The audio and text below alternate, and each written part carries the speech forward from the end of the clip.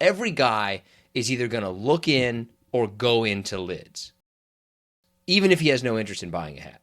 You're going to look at it at least. And it's always the most crampiest, small store. It's not a very well put together store. However, no, organization is terrible. But yeah, you got to walk in there at least. If you're walking by, like you said, as a man, you have to just check in. You have to duck in real fast. Build-A-Bear workshops.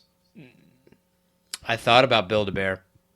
I think Build-A-Bear is probably actually keeping malls alive in some places.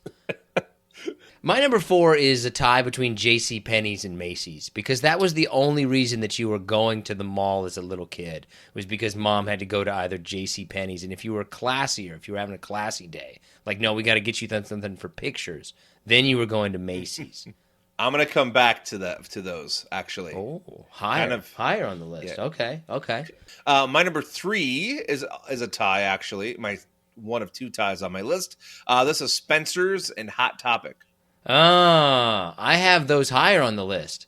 My number 3 is the massage kiosk at the mall. Because I'm always wondering, like, who the hell is getting a 10-minute massage from some random person in the middle of a mall? Oh, I've been fascinated by that. I thought about putting that in like the ear piercing stall. Oh, the kiosk. Yeah. But I was like, those aren't really. I guess they are shops because it's they make money. But I didn't put them on. I could also do like the phone case one where they have like 15,000 different kinds of phone cases. And they're all like somehow they're all crap. My number 2, the Hallmark store. Okay, I can see it. That was a store that like you had to go to. Like, oh, I got to go to Hallmark with mom. I thought about putting this at number 1 for a long time, but my number 2 is Sbarro's Pizza.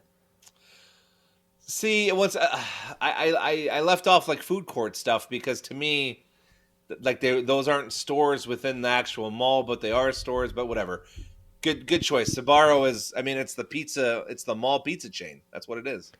It. I think it's easily the most iconic food place in the mall. Is Sbarro's Pizza. That and I think Panda Express before that. Like they're close for me. Panda Express and Sbarro in the mall. The only one that I would put.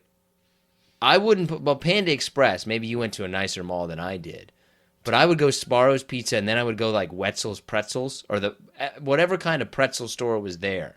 That was the only place in the world you could get pretzels was a mall. Yes, man. I wanted to put this on my list. It's funny you say that. I didn't because I thought it was hyper local. But we had a place at the mall I went to as a child called the Pretzel Peddler. And man, you would pay like $4 and get like little dunkers and all this cheese, and it's good times. What's your number 1?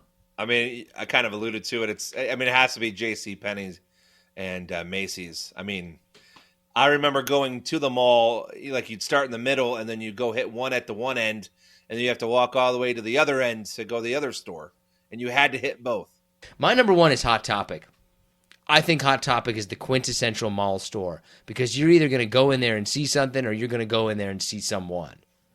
Like, it's entertaining. It's the most entertaining mall store is Hot Topic.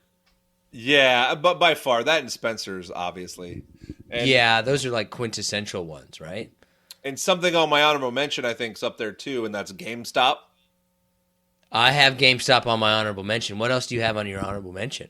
FYE. Oh, yeah, store? For your entertainment. Which would be like, hey, I'm going to get a DVD that costs $5 at Walmart, but it's $18 there.